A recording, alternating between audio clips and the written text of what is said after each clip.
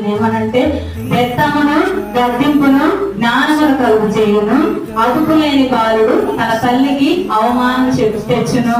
మీరేం చేసినా గానీ మీ తల్లిదండ్రులు ఏం మాట్లాడుకుని ఉన్నారంటే మీరు చెడిపోవడానికి అదొక కారణంగా ఉంటది. ఎందుకంటే ఇది మంచి ఇది చెడు అని మీకు తెలియాలంటే మీ మొదటి గురువులు ఎవరు?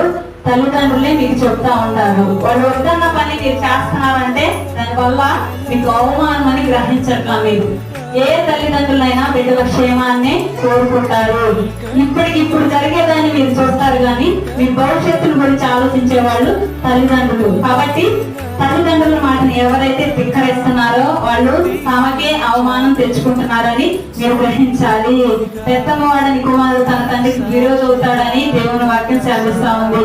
అయితే కీర్తన గ్రంథంలో ఉంటుంది ఒక మాట, ఏమనంటే యవనస్తులు దేని చేత తమ నడతను శుద్ధిపరుచుకుంటారు,